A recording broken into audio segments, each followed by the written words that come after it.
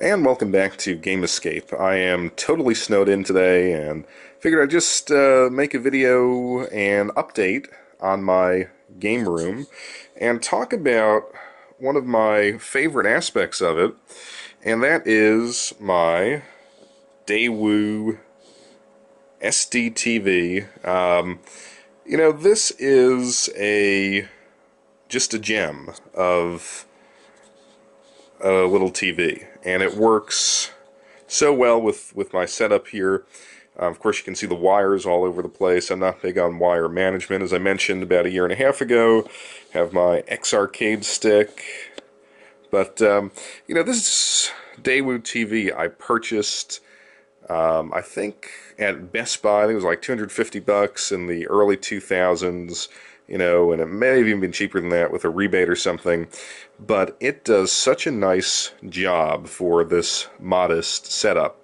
It has great color. It has some geometry issues. It even came with some pretty decent stereo sound, but it is, to me, the perfect display for my purposes here. It allows me to get the two Saturns on the side, the Japanese Saturn and the US Saturn.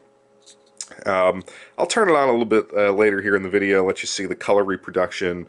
Color reproduction is really, really good. I don't know how that will come through on YouTube, but it is just a really, really nice TV if you can still find it out there.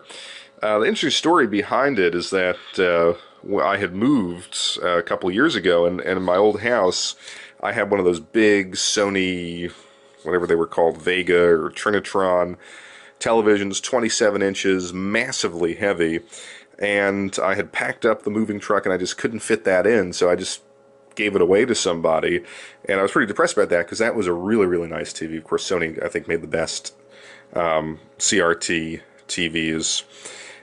So I had this one in storage, and I hooked it back up here in the new place, and it really blew me away about how competent this was compared to the Sony television.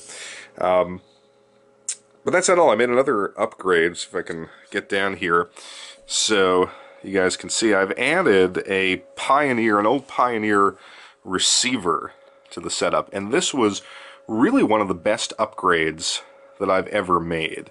It's about 5 years old, and one of the nice things about this Pioneer receiver is that it has a lot of old school inputs, composite component inputs, and it is really, really capable for this kind of setup. And you really have to go with, if you're trying to do this, an old receiver, because the new receivers don't have these connections anymore. This is probably, I think I got this in 2010, and this was about that was probably one of the last years where you got, 7 or 8 composite inputs. I think this has 2 components. It's got optical sound inputs.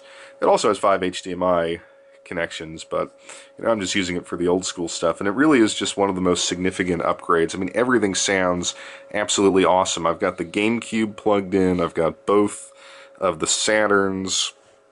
I've got the Dreamcast, which now sits atop my Super Famicom, just because, well, receiver's pretty big, so I needed to make room. I've got the PlayStation 2 plugged in, I've got the Xbox, and then one of the nice things, of course, is that it's got this front input, so I just swap out all the other systems, whether it's the Genesis, the Master System, or the N64. Yeah, I don't know why I didn't do this before. I had this sort of laying around, and I connected it to 2 Polk Audio Series 2 M40s. These are the speakers that you can get on Newegg for they're like $130 around the holidays, and I picked them up a couple of years ago, and they were sitting in a corner just because I had upgraded my speakers in the other room, and I figured, let's just take these 2 things, stop being lazy, hook it all up, and see what the results are. And the results are really, really good. And again, in a little bit, I'll turn these on, and sound, I mean, you can really never gauge it on YouTube, but just to give you an idea of the screen and the sound, it just makes the whole setup feel so much bigger. The other addition since the last tour was that, let's see if I can get this in here. I said I was going to do this, and I did. I got another little setup here. Little Samsung HDTV with the Retron, and then I've got the Sony PlayStation 3, and then stuck all the way in the back is the Wii, the original Wii, and where that printer is, if and when I get an Xbox One, I will take that printer away, put the Xbox One there, and then have like another little setup. Xbox One's kind of funny, you know. I've been saying to myself, you know, should I buy it? Should I buy it? And nothing has compelled me to buy it. And I'm not really enjoying the PS4 all that much. Don't really get a chance to play that. So we'll leave this for now. And then, of course, I've got to do another review. I got a new monitor. It's Monoprice 2K monitor. Got it fairly cheap. Has its ups and downs. Probably should talk about that at some point. So we'll fire up the old Daewoo and Pioneer combination here, and see how it comes across on YouTube. Alright, I chose Neo Geo Battle Coliseum only because it has a fairly decent opening cinematic, good sound, and a lot of color, and so it's not a bad way to test out the color reproduction here. So I'll try to turn this on, avoid glare.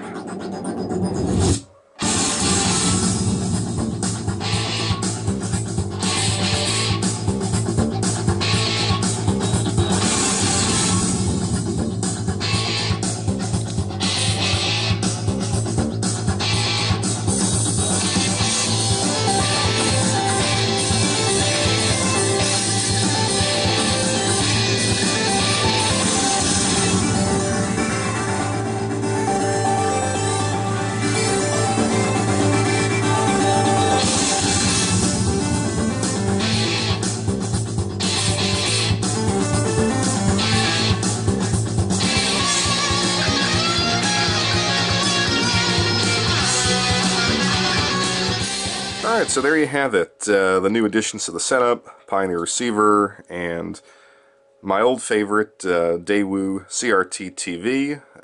May it last for a long time. I've got a Samsung somewhere in storage, but yeah, really nice setup, and I do highly recommend adding a receiver. Find one cheap on Craigslist or eBay. Probably Craigslist is your best bet to get them real cheap. Get one from, you know, maybe 2000 to 2008. Should probably have all of the connections you need. And, you know, invest in two good stereo speakers. And, yeah, this setup is not great. The stereo separation isn't wonderful based on where I have these placed. I don't have any more room. But if you get two nice speaker stands, I think you'll really be impressed with what a receiver can add to your classic gaming setup.